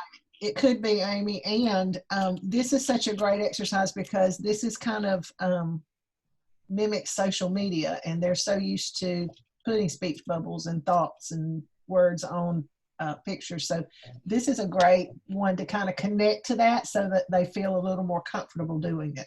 Yes, I love that. And you can go over to group 2's work. Yeah, group 2 is on slide 4. I love that. I have my rights. I'm proud to be here. We shall not be moved. Good. We belong here. I'm not moving. Good. Those are some great comments on that one. Yeah, love this. Okay, let's go on to the next one, and we'll just talk about these for the sake of time. We don't have time to do all of them, but the next one's about asking questions with photos. You want to encourage your students to pose more questions and to determine, you know, what may be going on. And so if we had time, we would do this one, and people would generate questions for this one. And show the next one, Amy. And again, students can generate these on charts in the classroom or do these electronically. So, you know, what's going on here in this picture? Who is this? Where is this? When is it happening? Okay, those are the question ones. And Now we're going to move into one that's called what's the conflict? Yeah. In this one, you're looking at how students can take different perspectives. So they have to look at it from two different perspectives and how they might respond in a similar situation. So looking at what are the conflicts or challenges that the people are facing, how might they overcome the conflict, and how do you think you would have acted or reacted in this situation? So we have the students could do sticky notes again with this and post, and then we have a second. You can just slide those around, almost like thought bubbles. But again, we're thinking about the conflict. What is the conflict here? So as you look at the photo, you want them to understand, you know, people may be having a conversation. A conflict doesn't have to be physical. It can be, you know, people trying to share their ideas respectfully, we would hope, but it can still be a conflict, and then, or a challenge, and then how would they overcome that challenge? So those are ones about conflict. And then the last one in this section we're going to talk about is called Catch the Action.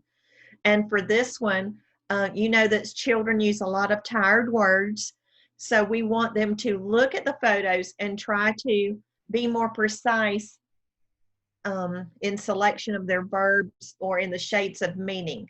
So we've given you some verbs that are representative of some actions that are taking place in the photographs, but how can we strengthen those verbs to be more precise and be more descriptive?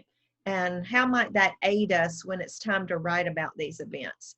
So you could work with your students to generate a list of words that would be helpful in their writing so that they could have more powerful, more precise writing. Okay.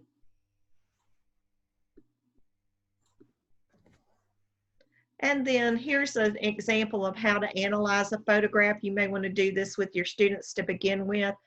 Meet the photo, scan it. What do you notice first? What kind of photograph is it? Is there a caption with it? And then go back and revisit the photograph as you teach them how to closely read photographs and analyze them. Okay. And now we want to look back at how all of these photographs were connected. So today we looked at a set of photographs that recorded different periods in our history, but it was both of those selections were about voters' rights. You could have done these separately, or you can do a compare and contrast with them. So being able to synthesize the information across periods of history and then compare and contrast the events and the results helps us to be true students of history. And you will be able to locate additional ideas for analyzing photographs through the archives link that's provided. And so now we will quickly move on to the quick write.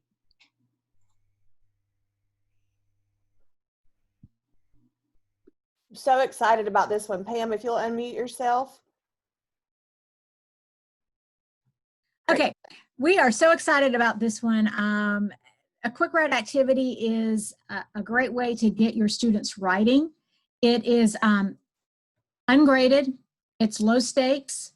They can gather all their writings in a notebook or a folder or whatever, wherever you would like for them to hold those pieces. You're going to use poetry, you're going to use photographs, you're going to use infographics, text passages to inspire student thinking. And so what they'll do is they're going to choose a word, a line, or a passage that inspires a few minutes of prose or poetry, and then reread what they've written and work to improve it. So it's really a great way to keep a repository of their writing that they can go back and then improve. So, and even if it's a great strategy to use in ELA, but it's also a great strategy to use in content areas. We always want our students to write more in content areas. This is a great way to get them writing. So what we're going to do is we are going to do a quick write, and we are going to use The Times They Are Changing by Bob Dylan. So we are going to use a song for our mentor text. And so you want to get your paper and your pencil. And what I've done here is I've given you some things to think about. In a quick write, you don't have to give any suggestions for the direction that their writing can take, but sometimes kids need a little nudge. So I tell them that they can use one of my suggestions, or they can go off on another tangent if they would like. So we're going to listen to this, and we're going to pick out a piece that really resounds with us, or we're going to think about how our times are changing. How can music inspire us in general? And then what lyrics inspire you or move you in this piece?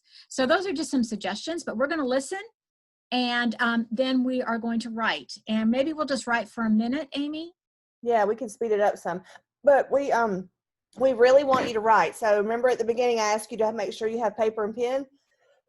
As you listen to this song and follow along with the lyrics, you can jot down some ideas, and then we want you to actually write. Okay, we ready to get started? Yep.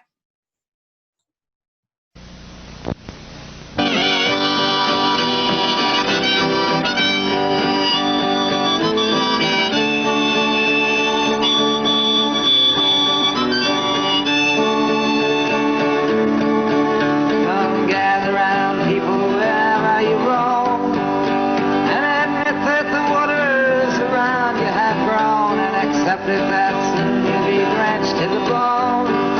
If your time to you is worth saving, then you better start swimming or you'll sink like a stone, for the times they are changing.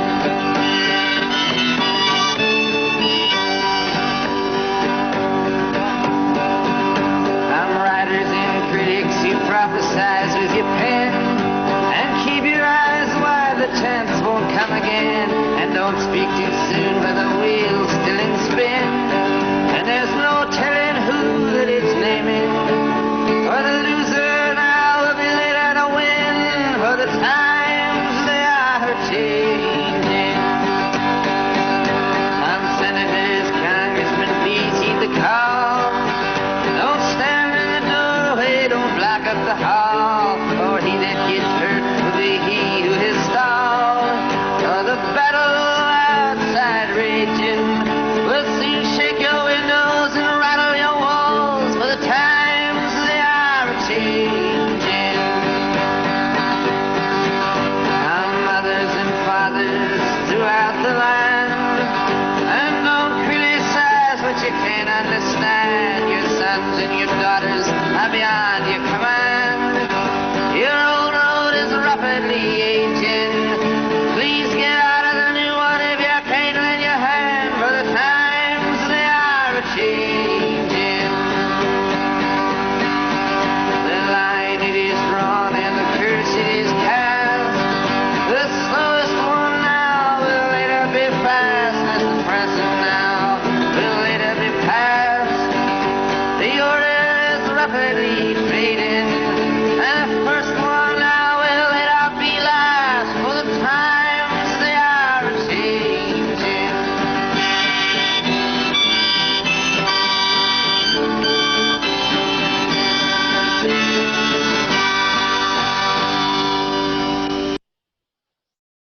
Okay, so what we're going to do now is we're going to take about a minute. There's 2 minutes on there, but we're going to take about a minute.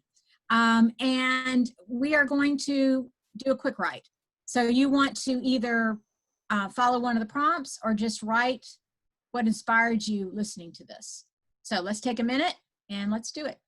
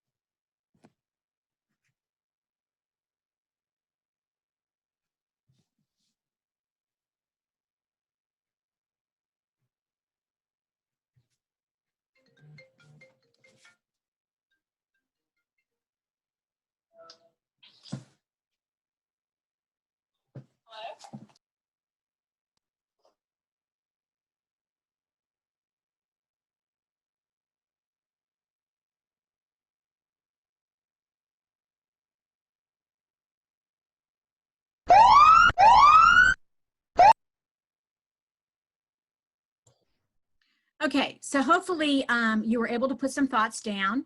And when we use this with students, we usually give them more than a minute. We probably give them 2 or 3 minutes because we really want them to get used to be writing for a period of time. So we have an example here, and Bonnie wrote this. And so Bonnie, would you like to read it? You're muted, Bonnie. Okay, sorry. My husband would appreciate that mute button from time to time. I love quick writes because this is how I think. I think in really short jots. So I just jotted down some of the words, made some sentences out of it, and just wrote about what feelings were evoked when I listened to this in comparison to what I know about being a person of faith and being a person that has lived through the 60s all the way up to the 2020s. I'm really old. And so it's just, these quick writes are just a quick in and out of whatever you want to focus on at that time. So this would be, to me, an emotional evoking piece. All right, thanks, Bonnie. Is there anyone else who would like to share their writing out there?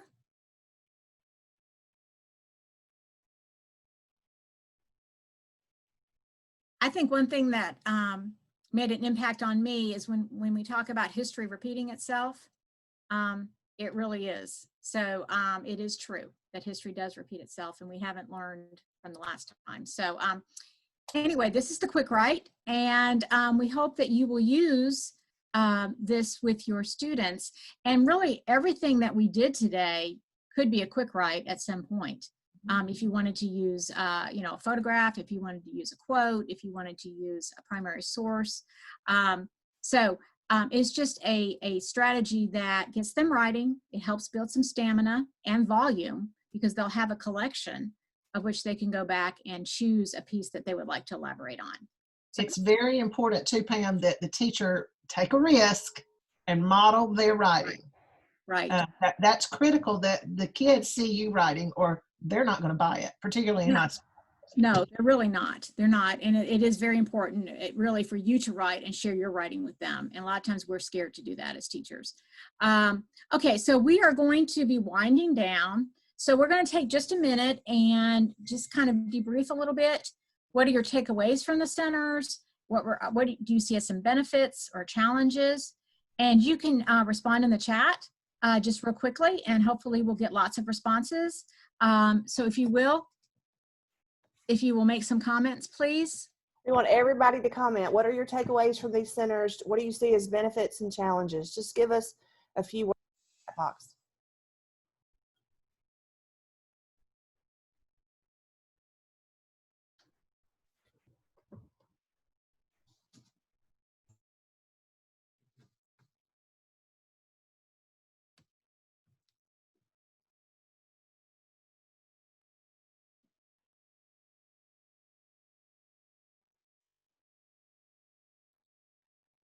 All right, there's some great responses. I think a lot of things, I think the takeaway from the centers too is that it is a way to keep them engaged even virtually. So thank you guys for responding. All of these resources are going to be available to you through the website, and we'll share that again and at the end. Okay, so we're going to finish. And I want to leave you all with this piece. This is a memoir excerpt from Walking with the Wind by John Lewis. And I'm going to read it to you. You know, we lost John Lewis in July of this past year in 2020.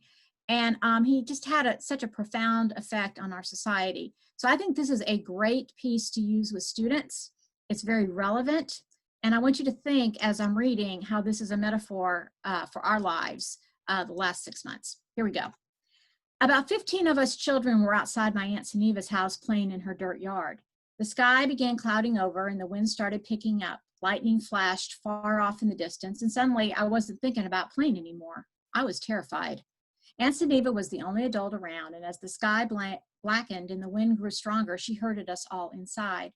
Her house was not the biggest place around, and it seemed even smaller with so many children squeezed inside.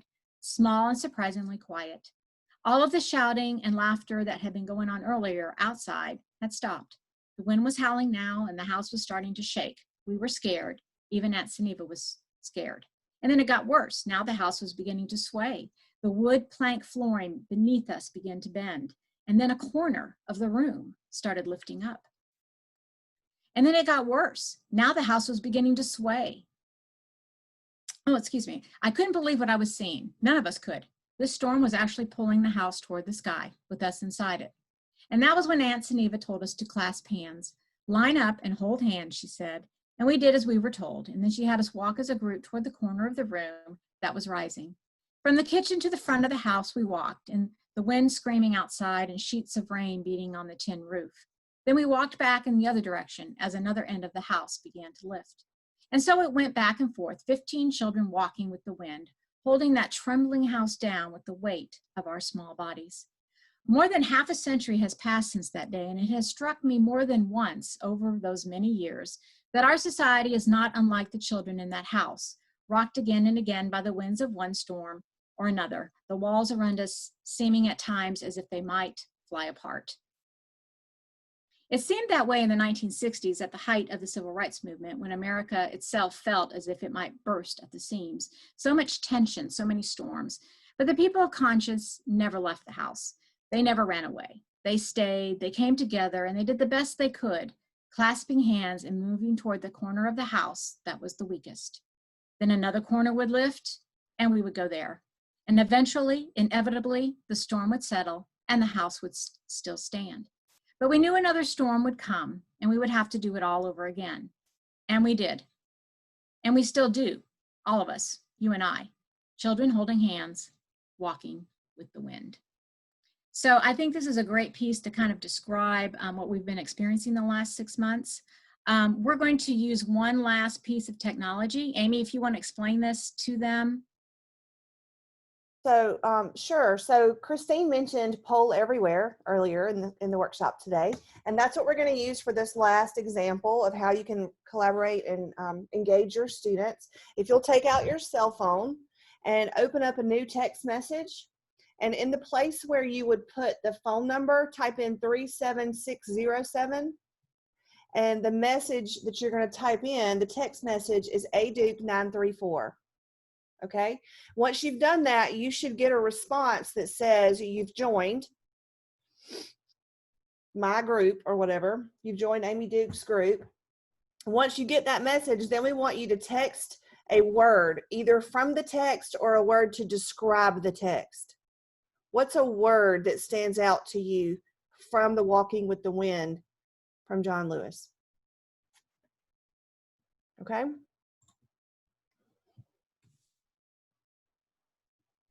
I'll give you just about 20-30 seconds to do that, and then I'm going to show you the results.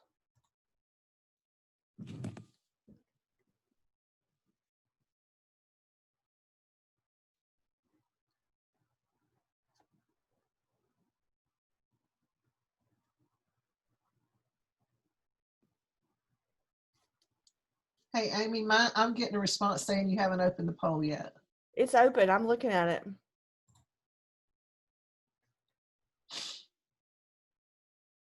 But I'm not getting any responses, so I don't know what's happening.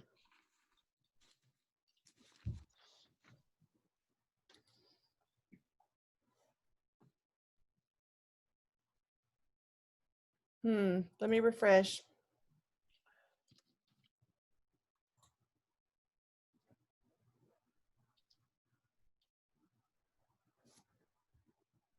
Okay, now I'm getting some responses.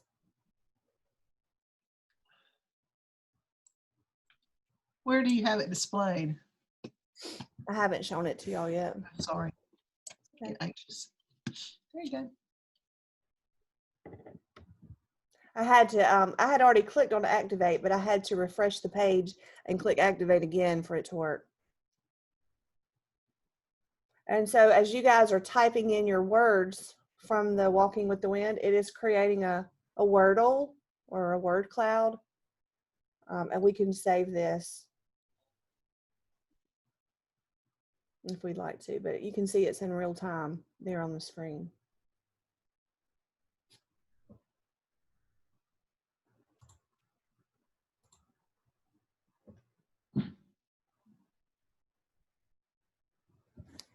Okay. This would just be a great chart in your room to display about how we're going to get through this year.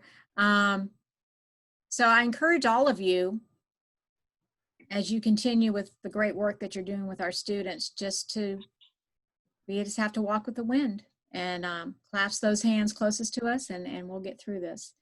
But yeah. Very good. Okay. We're going to wrap this up. Okay, so Pam, thank you so much for bringing it back down to where we really live and evoking things in us that maybe we haven't had uncovered in a while. So thank you for that. As we move forward, I just want to kind of highlight some of my favorite resources that we used to form this presentation. Our two bigs are Karen, I'm going to try to get this right. Linda Reef, is that right? Okay, and Jennifer Saravallo. I didn't know how to pronounce the author's name, but I use her book all the time. And I also use any of the Saravallo resources, but we use the writing strategies for this book. And we have a new favorite resource on the horizon. You'll be seeing more out of it. Jan Childs used a great deal of it today. Read the World by Kim Zemke. Fabulous. So we are very, very proud to be able to work on some more work out of that resource. And then we always love our Hattie books and the visible learning. So here are the resources. You will be able to access them on the web page that Dr. Duke has published. It will be there for you for many, many months for you to go back to and use and to model after. And you will also be able to use the books if you have it. And many of our districts have these books in their districts. So dig around and see if they might be at the district office or in a curriculum leader's or principal's office or coach's office.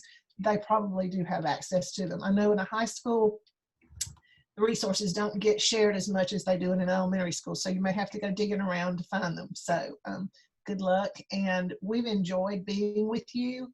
And we appreciate the depth of your thought and the kindness that you've shown us today. And we're just pleased to serve you. So we hope you have a really good rest of the week. Thank you guys so much for being here. Here are our email addresses. If you'd like to get in touch with us, if you need more information, again, there's the tiny URL for the website. You want to make sure that you go there and know where it will be. It's tinyurl.com/writething2020. And we're going to post the recording from this session. The presentation is there. All of the Padlets, the Jamboards are linked there. So you are welcome to make a copy of and use anything that we shared with you today. So thank you so much for your comments. Thanks for staying with us after school on a work day. I know that's a long day for you guys and for us. Thank you for being here and doing what you do with your students. It really shows your dedication. So we're going to stay on the line for a few minutes if you have individual questions, if you want to hang around. If not, we're done. We went about 6 minutes over. Thank you for staying with us. Have a great night.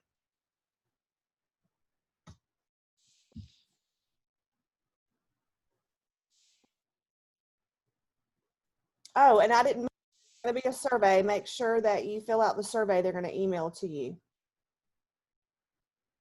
Any feedback you can give us would be great.